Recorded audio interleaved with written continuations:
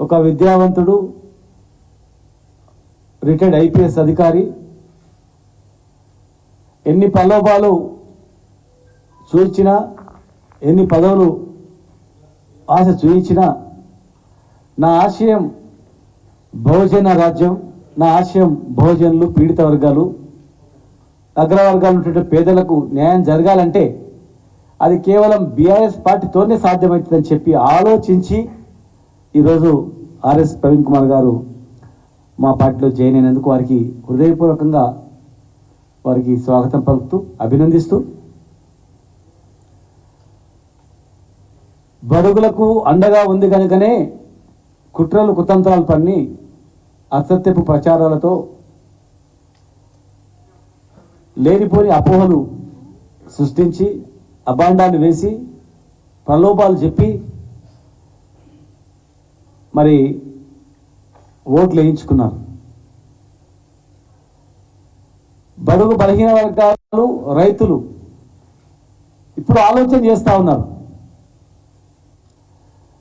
బలహీన వర్గాల వాళ్ళకు ఏ పార్టీ అండగా ఉంది, ఇన్ని స్కీమ్స్ ఎక్కడ ఎవరైంది, ఈ దేశంలో ఎవరైనా చేసిందా? మేధావులందరూ ఇప్పుడు ఆలోచన చేస్తూ ఉన్నారు. ఆలోచన చేయని వాళ్ళు కూడా ఇలా ఆలోచన చేయాలని చెప్పి మేము అడుగుతా ఉన్నాం. బహుజన నాయకత్వాన్ని టార్గెట్గా చేసుకొని ఈ రాష్ట్రంలో బహుజన నాయకులు ఎక్కడెక్కడ ఉన్నారు, వాళ్ళు ఎట్లా టార్గెట్ చేసుకొని వాళ్ళని ఎట్లా రాజకీయ అంతం చేయాలనేటువంటి కుట్రలు గత ఎలక్షన్లో చేసిన కుట్రలు ఇప్పుడు బహిర్గతం అవుతా ఉన్నాయి.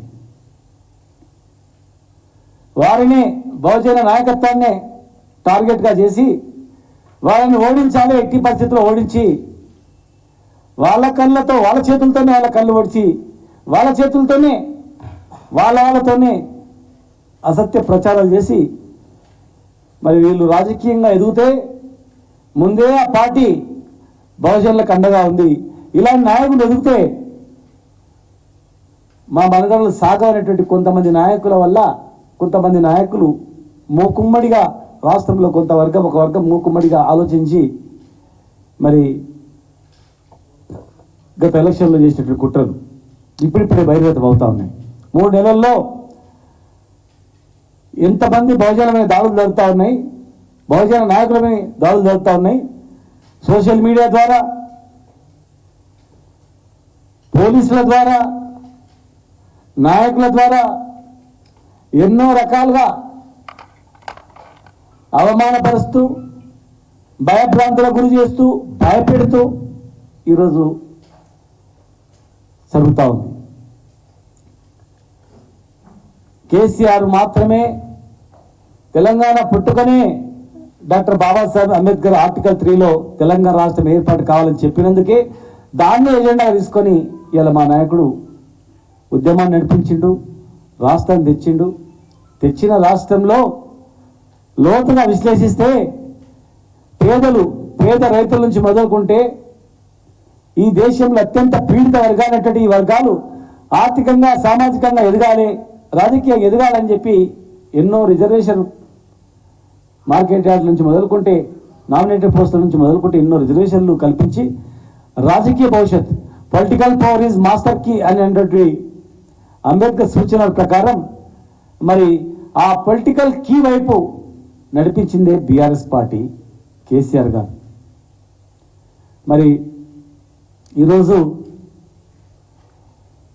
మీరందరూ రాజకీయ పరిస్థితి మీరు చూస్తూ ఉన్నారు,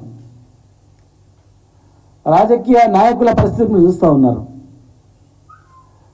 మా పార్టీలో లబ్ధి పొందినటువంటి వాళ్ళ పరిస్థితి మీకు తెలుసు. మీడియాకు మిమ్మల్ని కనుగప్పి ఎవరేం చేయలేరు. వాస్తవాలు నిజమైనటువంటి మీడియా ప్రతినిధులకు తెలుసు. మేము మీడియా అని చెప్పుకునేటువంటి కొంతమంది సోషల్ మీడియాలో గురించి మాట్లాడరు. అందులో కూడా మంచి వాళ్ళు ఉన్నారు. సోషల్ మీడియాలో కూడా నీతి నిజాయితీతో జర్నలిజాన్ని నమ్ముకొని ఒక మంచి సందేశాన్ని ఇచ్చేటువంటి వాళ్ళు కూడా ఉన్నారు. కానీ కొంతమంది ఆ ముసుగులో చేరినటువంటి వాళ్ళు కూడా ఉన్నారు. దాన్ని ఛేదించేది మరి జర్నలిస్టులే. ఎందుకంటే నేను కూడా ఒక జర్నలిస్ట్గా పనిచేసిన, ఒక ఎడిటర్గా పనిచేసిన, ఒక పత్రికకు జర్నలిజం చదివిన ఉస్మానియాలో. ఒక జర్నలిజం విద్యార్థిగా, తెలంగాణ ఉద్యమ నాయకుడిగా, తెలంగాణ ఉద్యమ నాయకుని కొడుకుగా, మరి ఎమ్మెల్యేగా, మాజీ మంత్రిగా పనిచేసినటువంటి అనుభవం నేనుగా, అన్ని కులాలని పేద వర్గాలని నడిపేది కడుపులో పెట్టుకుంది కేసీఆర్ గారు ఒక్కడే. ఇలా పక్కన ఉన్నటువంటి మా ఈశ్వరన్న కానీ, మా పక్కన ఉన్నటువంటి మా యాదవన్న కానీ, మేము కానీ, ఇంకా ఎంతోమంది కానీ సిద్ధాంతాలకు కట్టుబడి పార్టీని నమ్ముకొని, నాయకుని నమ్ముకొని ఆనాడు ఉద్యమంలో మేము అడుగుజాడలు వేసినాం, అడుగులు అడిగేసినాం. బెదిరింపులకు భయపడకుండా, ఆనాటి ఆంధ్ర నాయకత్వానికి బెదిరింపులకు భయపడకుండా కొట్లాడినాం. మరి ఈరోజు కూడా తెలంగాణ తెచ్చుకున్న తర్వాత కూడా ఆ రోజు ఎవరైతే అవమానాలు చేసిండ్రో, ఆ రోజు ఏదైతే మీద వసతి ప్రచారం చేసిండ్రో, ఇంకా కొంతమంది అక్కడక్కడ అదే ముసుగులో ఉన్నటువంటి వాళ్ళు ఎన్ని రకాలుగా తెలంగాణ నాయకులను, తెలంగాణ నాయకత్వాన్ని, తెలంగాణ రాష్ట్రాన్ని విచ్ఛిన్నం చేయడానికి, ఎదుగుతున్నటువంటి తెలంగాణను ఓరలేక దీన్ని చిన్నభిన్నం చేయడానికి ఎంతమంది ప్రయత్నం చేస్తుండ్రో మీరుగా ఒకసారి ఆలోచన చేయాలని చెప్పి ఈరోజు కవిత గారి అరెస్ట్ కూడా మేము ఖండిస్తూ ఉన్నాం.